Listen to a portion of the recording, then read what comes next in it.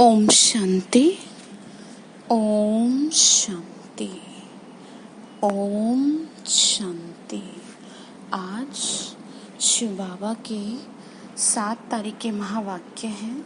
आज की मुरली में शिव बाबा ने कहा हम बच्चों को कि बच्चे तुम एक सेवा करो। कौन सी सेवा? सबको मुक्ति, जीवन मुक्ति की राह दिखाओ।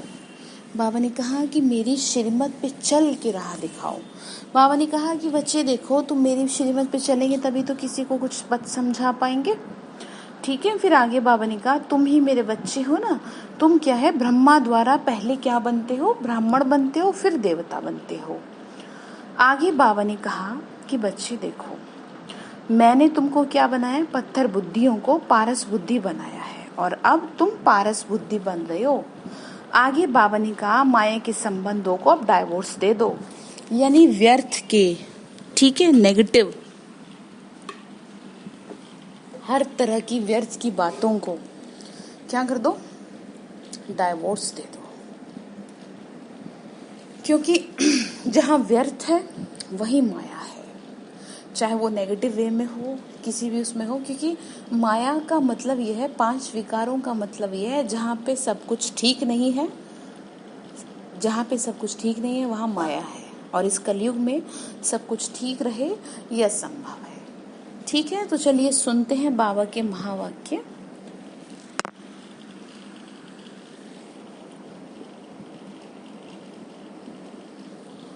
प्रातः मुरली। ओम शांति। बाप दादा मधुबन। मीठे बच्चे, श्रीमत पर चल सबको मुक्ति, जीवन मुक्ति पाने का रास्ता बताओ। सारा दिन यही धंधा करते रहो। बाबा बोले सारा दिन किसी भी तरह से ये सेवा करो, किसी भी तरह से करो, लेकिन करो। किसी को सिर्फ इतनी बात समझानी है आपको कि आप जो है परमात्मा शिव की संतान है। आप उस भगवान को पिता के रूप में याद कर लीजिए। बस इतनी ही बात समझाई जा रही है। ठीक है, तो यही ध्यान रखो, सारा दिन यही धंधा करते रहो। क्या धंधा? सबको मुक्ति, जीवन मुक्ति के रास्ता बताओ। प्रश्न बाबा ने पूछा, बाप ने कौन सी सूक्ष्म बातें सुनाई हैं जो बहुत समझने की हैं? आंसर है सतयुग अमरलोक है, वहाँ आत्मा का एक चोला बदल दूसरा लेती है, लेकिन मृत्यु का नाम नहीं है, इसीलिए उसे अमरलोक नहीं कहा जाता। शिव बाबा की बेहद रचना है, ब्रह्मा की रचना। इस समय सिर्फ तुम ब्राह्मण हो। त्रिमूर्ति शिव कहेंगे, त्रिमूर्ति ब्रह्मा नहीं। ये सब बहुत सूक्ष्म बातें बाबा ने सुनाई हैं। ऐसी बातों पर विचार कर बुद्धि के लिए स्वयं ही भोजन तैयार करना है। समझ आया बाबा ने क्या कहा? इन बातों पे विचार करो। इन बातों पे विचार करेंगे तो बुद्धि को ताकत मिलेगी। जैसे व्यर्थ का विचार चलता है ना, रियलिटी में विचार किसका करना है? इनका।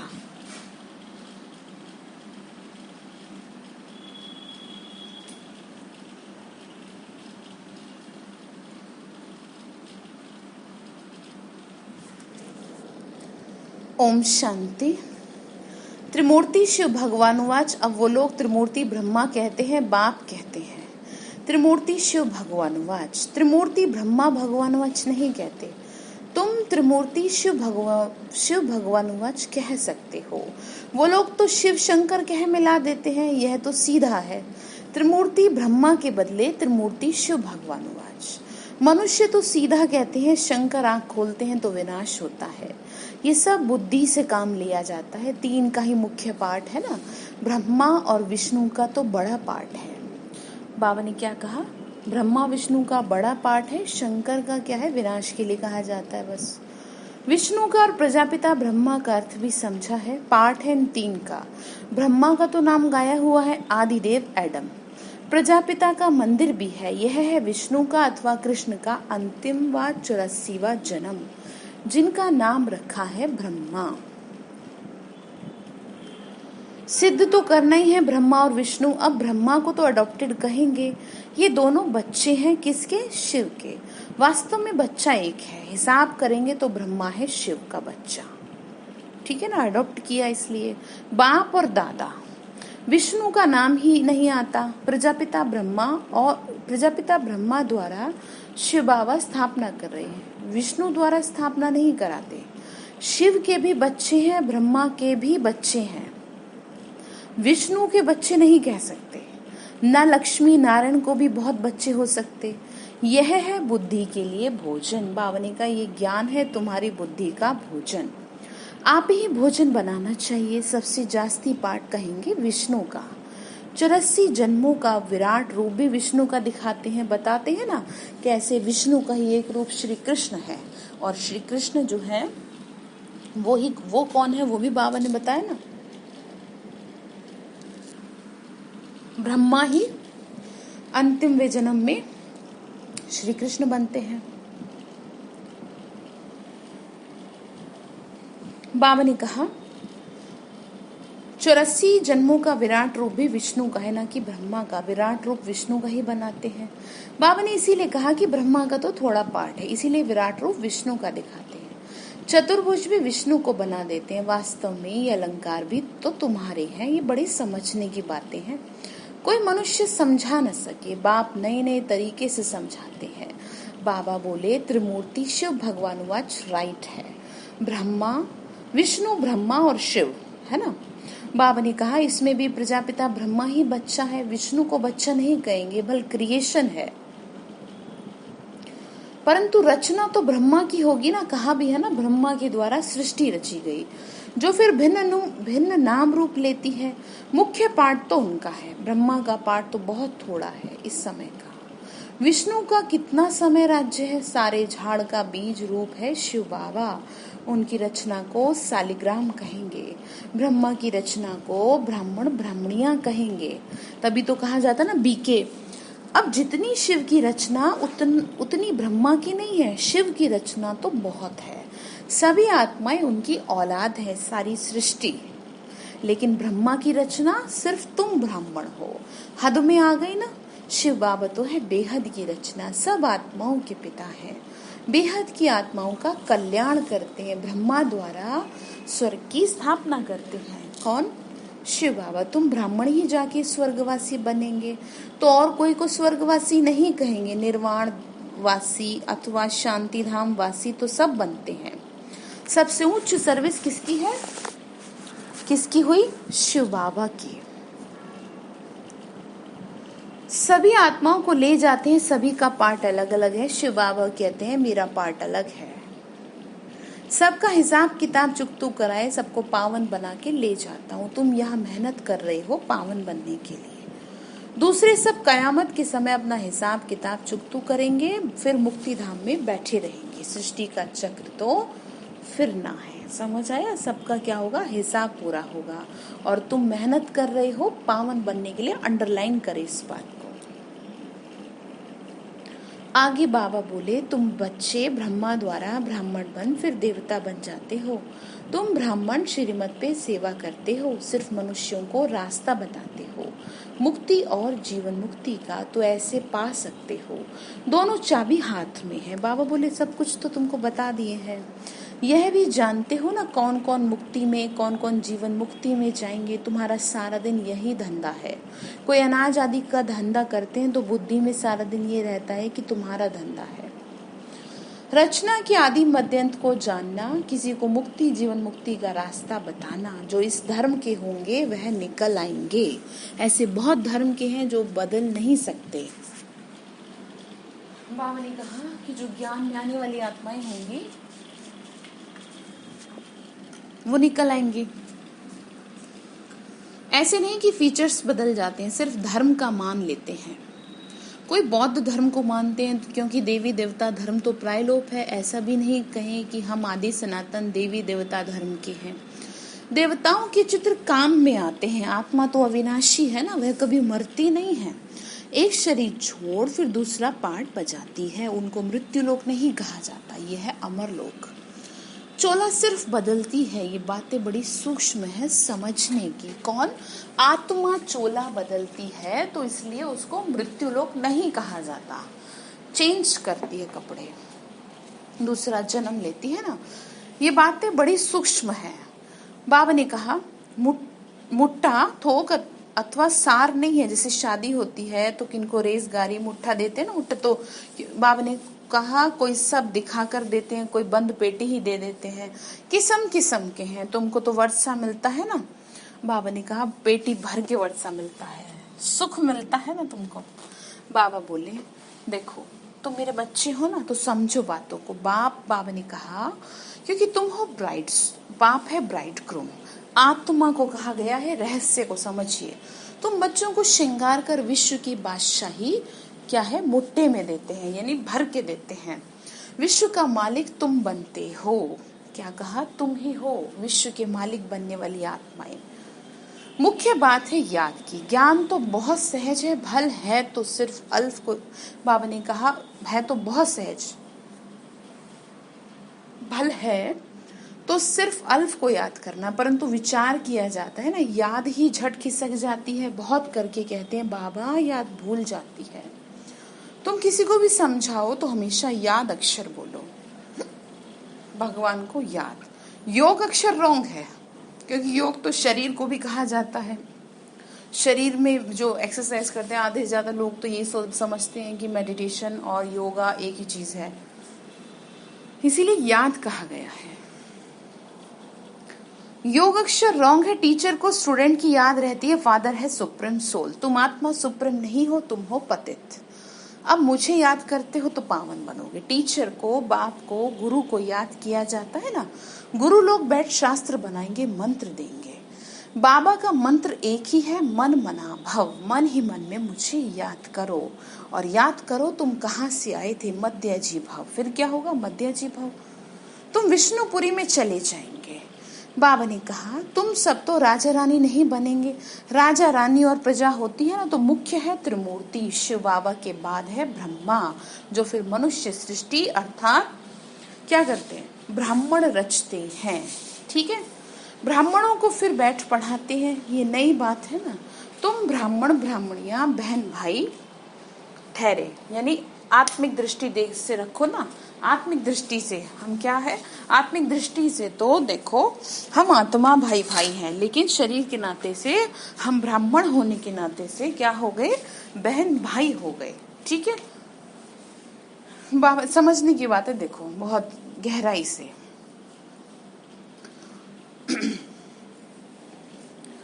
बाबा ने कहा बूढ़े बूढ़े भी कहेंगे हम बहन भाई हैं। ये अंदर में समझना है, किसी को फालतू ऐसे कहना नहीं है। भगवान ने प्रजापिता ब्रह्मा द्वारा सृष्टि रची, तो भाई बहन हुए ना, सभी को एक से ज्ञान प्राप्त हुआ, जबकि एक प्रजापिता ब्रह्मा के बच्चे हैं। ये समझने की बातें हैं। तुम बच्चों को तो बड़ी खुशी होनी चाहिए। किस बात की खुशी? हमको कौन पढ़ाते हैं? शिव बाबा, त्रिमूर्ति शिव। ब्रह्मा का भी बहुत थोड़ा समय पाठ है। विष्णु का सतयुग की राजधानी में 8 जन्म पाठ चलता है। समझाया है ना, सतयुग में कितने? 8 जन्म।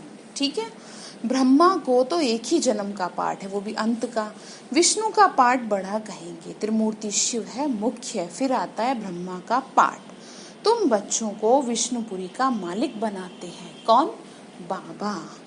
बाबा बोले ब्रह्मा से ब्राह्मण सो फिर देवता बनते हो, तो हो गया ना अलौकिक फादर। अलौकिक फादर, थोड़ा समय ये फादर है जिसको अब मानते हैं। आदिदेव आदम और बीवी एडम ईव जिसको कहा, इनके बगैर सृष्टि कैसे रचे? आदिदेव आदि देवी। ब्रह्मा का पाठ भी सिर्फ कहाँ पर है? संगम पर। समझ आ रही ना बात? बाबा समझा रहे हैं। देवताओं का पाठ तो फिर भी बहुत चलता है। देवताएं तो फिर सतयुग में कहेंगे, त्रेता में क्षत्रिय कहा जाता है।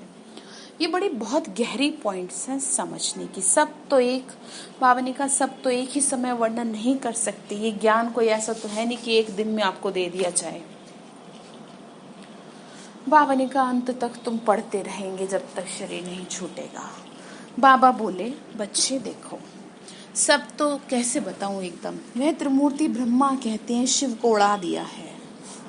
हम फिर त्रिमूर्ति शिव कहते हैं। ये चित्र आदि सब भक्ति मार्ग के हैं। प्रजा रचते हैं ब्रह्मा द्वारा, तुम देवता बनते हो।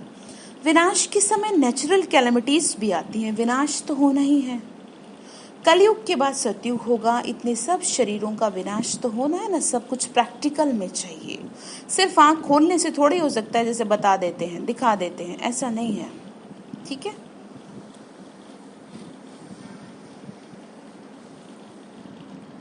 जब स्वर्ग गुम हो जाता है तो उस समय अर्थक्वेक आदि होती है, तो क्या उस समय शंकर आंख नीचे मीचते हैं? बाबा ने कहा, जैसे कहते हैं शंकर की आंख खुली, तो फिर उस टाइम क्या मीची जाती है कि जो सब वो हो जाए, मतलब खत्म हो जाता है ना, स्वर्ग गुम हो जाता है। गाते हैं ना, द्वारिका अथवा लंका पानी के नीचे चली गई। रहस्य समझ रहे हैं ना? तो यही वो बात है। अब बाप समझाते हैं, मैं आया हूँ पत्थर बुद्धियों को पारस बुद्धि बनाने। मनुष्य पुकारते हैं, हे पतित पावन आओ, आकर पावन दुनिया बनाओ। परंतु ये नहीं समझते कि अभी कलयुग है, इसके बाद होगा सतयुग। तुम बच्चों को खुशी में नाचना चाहिए। क्यों नाचना चाहिए? क्यों? कौन पढ़ा रहा है? बाबा पढ़ा रहे हैं इसलिए कह रहे हैं।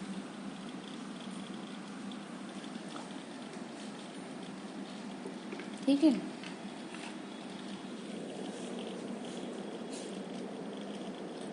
बैरिस्टर आदि इम्तिहान पास करते हैं तो अंदर में ख्याल करते हैं हम पैसे कमाएंगे, फिर मकान बनाएंगे, ये करेंगे। तो तुम अभी सच्ची कमाई कर रहे हो, स्वर्ग में तुमको सब कुछ नया माल मिलेगा। ख्याल करो, सोमनाथ का मंदिर क्या था? एक मंदिर तो नहीं होगा। उस मंदिर को 2500 वर्ष हुआ बनाने में, टाइम तो लगा होगा ना, पूजा की होगी। उसके बाद फिर वो लूट कर ले गए। फॉरेन तो नहीं आए होंगे, बहुत मंदिर होंगे। बाबा समझा रहे हैं, देखो रहस्य, पूजा के लिए बैठ मंदिर बनाए। अब तुम जान रहे हो ना कि तुम मुझकी जैसे जैसे याद करते जाएंगे गोल्डन एज बन जाएंगे, आत्मा पवित्र बन जाएगी। मेहनत करनी पड़ती है, मेहनत बगैर काम नहीं चलेगा। गाया जाता है सेकंड में जीवन मुक्ति। बाबा ने कहा, मुझे याद करने की थोड़ी सी मेहनत कर लो बस। परंतु ऐसे थोड़ी मिल जाती है मुक्ति भी, ये समझा जाता है। बच्चे बनेंगे तो मिलेगी जरूर। तुम अभी मेहनत कर रहे हो मुक्ति धाम में जाने के लिए। बाप की याद में रहना पड़ता है दिन प्रतिदिन। बाप तुम बच्चों को रिफाइन बुद्धि बनाते हैं। बाबा कहते हैं, तुमको बहुत गहरी बातें सुनाता हूँ। आगे थोड़ी ये सुनाया था कि आत्मा भी बिंदी है, परमात्मा भी बिंदी है। कहेंगे पहले क्यों नहीं बताया? ड्रामा में नहीं था, इसीलिए अभी बता रहे हैं, अभी समझ लो। पहले ही तुमको ये सुनाए तो तुम समझ ना सकोगे, धीरे धीरे समझा रहे हैं। समझ आ रही बात? बाबा ने क्या कहा? टाइम पे मैं सारी अपडेट देता रहूंगा तुमको, ठीक है, सही वक्त पर। ये है रावण का राज्य। रावण राज्य में सब शरीर के भान में है। सतयुग में होते हैं सब आत्मिक भान में, अपने को आत्मा जानते हैं। हमारा शरीर बड़ा हुआ, अब यह छोड़कर फिर छोटा लेना है, ऐसे समझते हैं। फुल कॉन्शियस होता है। आत्मा का शरीर पहले छोटा फिर बड़ा होता है। यहाँ तो कोई की कितनी आयु होती है। कोई अकाले मृत्यु हो जाती है, कि कोई की 125 वर्ष की भी हो जाती है। तो अब बाबा समझाए, तुमको तो बहुत खुशी होनी चाहिए, तुमको वर्षा मिल रहा है। गंधर्वी विवाह किया, ये कोई खुशी की बात नहीं है, ये तो कमजोरी है। कुमारी अगर कहे हम पवित्र रहना चाहते हैं तो कोई मार थोड़ी देगा। ज्ञान कम है तो डरते हैं। छोटी कुमारी को भी अगर कोई मारे, खून आदि निकले तो पुलिस में रिपोर्ट करे तो उसकी भी सजा मिल सकती है। जानवरों को भी अगर कोई मारता है तो उन पे केस होता है, दंड पड़ता है। अगर कोई चाहेगा तो कर पाएगा, ठीक है। वह तो अपना कमा सकते हैं। बाबा ने कहा, तुम बच्चों को मार नहीं सकता कोई, कुमारों को तो मार ही नहीं सकता, वो तो अपना कमा सकते हैं, शरीर निर्वाह कर सकते हैं। पेट कोई जास्ती नहीं खाता। एक मनुष्य को पेट 4-5 रुपया, एक मनुष्य को 400-500 रुपया, पैसा बहुत है तो हवस हो जाती है, लालच होता है। गरीबों को पैसा ही नहीं है तो कोई लालच ही नहीं, वह सूखी रोटी में भी खुश है। बच्चों को जास्ती खान पान के हंगामे में नहीं जाना चाहिए, खाने का शौक नहीं रखना चाहिए। क्यों? क्योंकि वो फिर जब नहीं मिलेगा तो वो आपकी कमजोरी बन जाएगी ना, इसलिए, ठीक है। फिर आगे क्या कहा? तुम जानते हो वहां हमें क्या नहीं मिलेगा। बाबा ने कहा, बेहद की बादशाही, बेहद का सुख मिलता है, वहां कोई बीमारी नहीं होगी।